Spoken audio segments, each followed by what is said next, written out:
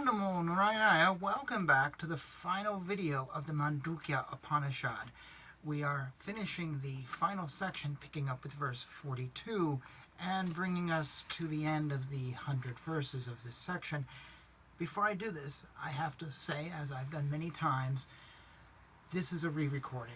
I recorded this section, I don't remember if I did all of it or not, only to find there was a problem with the recording or something. So I'm now going back and redoing it. I feel it's only fair that I say that. It's been a while since I've said that, but it's been my rule of thumb since day one in this channel that whenever I do one of the scripture readings, I do it for the first time with you. I don't read these on my own and then come here, which is part of the reason there's often mispronounced words, because I'm not seeing something until it's right in front of me.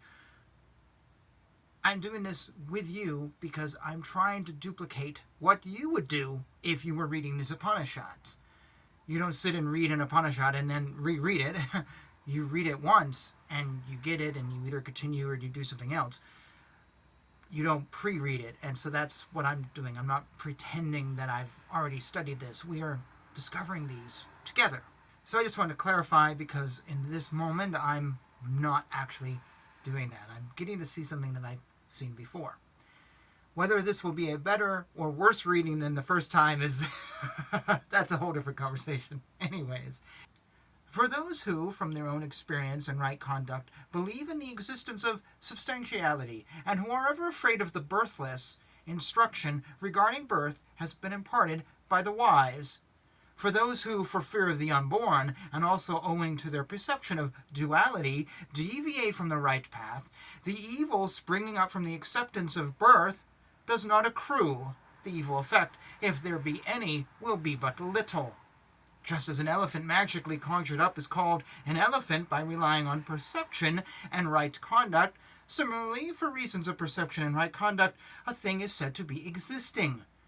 That which bears semblance of birth appears as though moving, and similarly seems to be a thing of attributes. Is consciousness that is birthless, unmoving, and non-material, serene and non-dual. Thus consciousness is unborn. Thus the souls are regarded to be unborn. Those who realize thus certainly do not fall into misfortune. Just as the firebrand set in motion appears as straight, crooked, etc., similarly the vibration of consciousness appears as the perceiver and the perceived. Just as the firebrand devoid of motion is without appearances and birth, so also consciousness devoid of vibration is without appearances and birth. When the firebrand is in motion, the appearances do not come from elsewhere, neither do they, when the firebrand is free from motion, go elsewhere, nor do they enter into it. They do not go out of the firebrand owing to their not being of the nature of substance. In the case of consciousness, too, the appearances must be the same, for as appearance there can be no distinction. When consciousness is in motion, the appearances do not come from elsewhere, neither do they, when the consciousness is free from motion, go elsewhere, nor do they enter again into it. They do not go out of consciousness owing to their not being of the nature of substance, for they ever remain incomprehensible on account of the absence of relation of cause and effect. A substance could be the cause of a substance, and another could be the cause of any other thing, but the souls cannot be regarded either as substances or as some other thing different from all else. Thus, external objects are not born of consciousness, nor is consciousness born of external objects. Thus have the wise settled the birthlessness of cause and effect. As long as there is fascination for cause and effect, so long do cause and effect come into existence. When the fascination for cause and effect ceases, there is no further springing up of cause and effect. As long as one is completely absorbed in cause and effect, so long does transmigration continue. When the absorption in cause and effect ceases, one does not undergo transmigration. From the relative plane of thinking, everything seems to be born and is not, therefore, eternal. From the absolute plane of perception, everything is the unborn self, and there is, therefore, nothing like destruction. The souls that are thus born are not born in reality. Their birth is like that of an object through Maya, and that Maya, again, is non-existent. Just as From a magical seed comes out a sprout of that very nature which is neither permanent nor destructible, so too is the reasoning applicable in respect of objects. In the case of all birthless entities, the terms permanent and non-permanent can have no application. Where words fail to describe, no entity can be spoken of in a discriminative manner. As in dream, consciousness vibrates through illusion, as though dual by nature, so in the waking state, consciousness vibrates through illusion, as though possessed of dual appearances. There can be no doubt that the non-dual consciousness alone appears in a dream as though dual. Similarly, in waking state too, the non-dual consciousness appears as though dual, undoubtedly. The dreamer, as he wanders in the dreamland, always sees the creatures born from eggs or from moisture as existing in all 10 directions. These creatures, perceptible to the consciousness of the dreamer, have no existence apart from his consciousness. So, also, this consciousness of the dreamer is admitted to be the object of perception to that dreamer alone. The man in the waking state, as he wanders in the places of the waking state, always sees the creatures born from eggs or moisture as existing in all 10 directions. These creatures, perceptible to the consciousness of the man in the waking state, have no existence apart from his consciousness. So also this consciousness of the man in the waking state is admitted to be the object of perception to that man of the waking state alone. But these are perceptible to each other. Does it exist? To such a question, no is said by way of the answer. But these are devoid of valid proof, and each can be perceived only through the idea of the other. Just as a creature seen in dream takes birth and dies, so also do these creatures come into being and disappear. Just as a creature conjured up by magic takes birth and dies, so also do these creatures come into being and disappear. Just as an artificial creature, brought into being by incantation and medicine, takes birth and dies, so also do the creatures come into being and disappear. No creature whatsoever is born, nor is there any source for it. This is that supreme truth, where nothing is born whatsoever.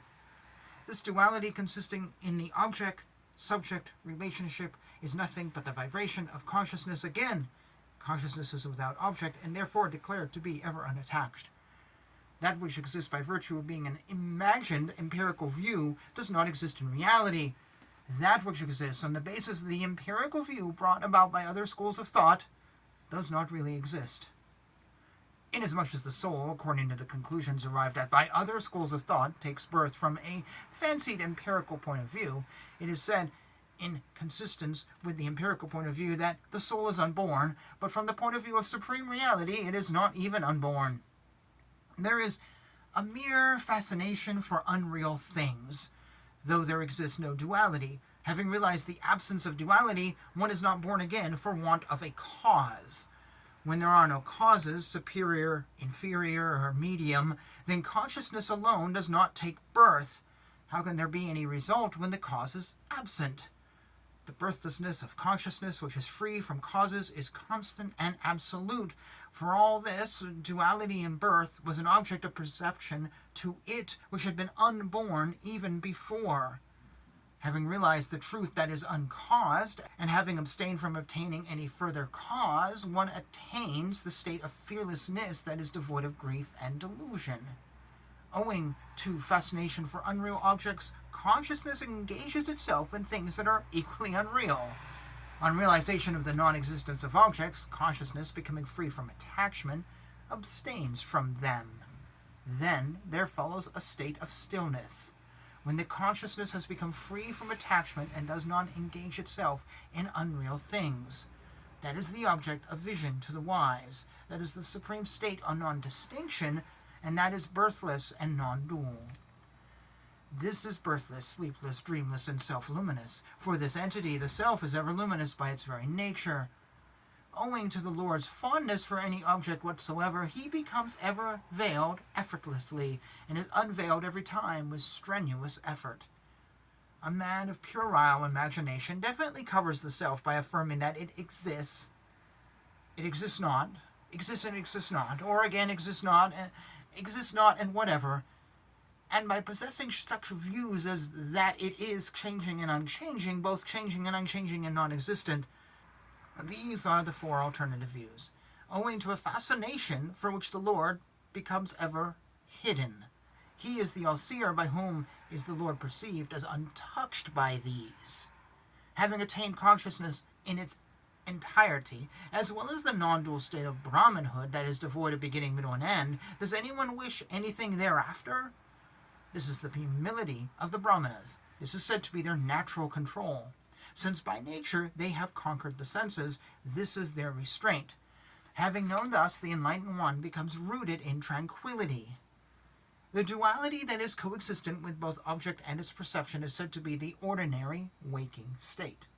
That state, where there is only perception without the actual presence of an object, is said to be the ordinary dream state. The state devoid of object and devoid of perception is regarded as extraordinary. Thus have the wise forever declared knowledge, object, and the knowable. On acquiring knowledge of the threefold objects, and on knowing the objects in succession, there follows consequently, for the man of great intellect here, the state of omniscience forever.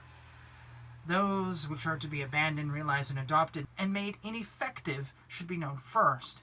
Of these, the three, excepting the thing to be realized, are regarded as mere imaginations born of ignorance. It should be known that all souls are, by nature, similar to ether and eternal. There is no diversity anywhere among them, even an iota of it. All souls are, by nature, illuminated from the very beginning, and their characteristics are well ascertained. He for whom there is thus freedom from want of further acquisition of knowledge is considered to be fit for immortality. All souls are, from the very beginning, tranquil, unborn, and by nature entirely detached, equal, and non-different, and inasmuch as reality is thus unborn, unique and pure, therefore there is no need of tranquility to be brought into the self. There cannot ever be any purification for those who always tread the path of duality. They follow the path of difference and speak of diversity, and are therefore considered to be mean. They who have well-settled convictions regarding that which is unborn and ever the same, indeed are possessed of great knowledge in this world, but the common man cannot comprehend it. The knowledge existing in the birthless souls is regarded unborn and unrelated. Inasmuch as the knowledge has no relation with other objects, it is declared to be unattached. If there be birth for a thing, however insignificant it may be, non-attachment shall never be possible for the ignorant man. What to speak then of the destruction of covering for him? All souls are devoid of any covering, and by nature pure. They are illuminated, as well as free from the beginning. Thus they are said to be masters, since they are capable of knowing. The knowledge of the one who is enlightened and all-pervasive does not enter into objects, and so the souls also do not enter into objects. This fact was not mentioned by the Buddha. Having realized the non-dual state that is hard to perceive, deep, unborn, uniform, and serene, we offer our salutations to it as best we can. And thus ends another Upanishad. And that is a very weird last line. This fact is not mentioned by the Buddha. When did I mention Buddha anywhere else in this? Nowhere. I don't think I've mentioned Buddha at all in this reading of however many videos we've done. So this is very odd to me to see that phrase come up. There is a diss on other schools of thought in Hinduism, which makes sense, and we see that occasionally, but that was just a weird sentence coming out of nowhere. It's a diss on Buddha, because Buddha didn't tell you everything, but also it feels like an interpolation, something added after the fact. I think there's probably a lot of that going on here, along with translation issues.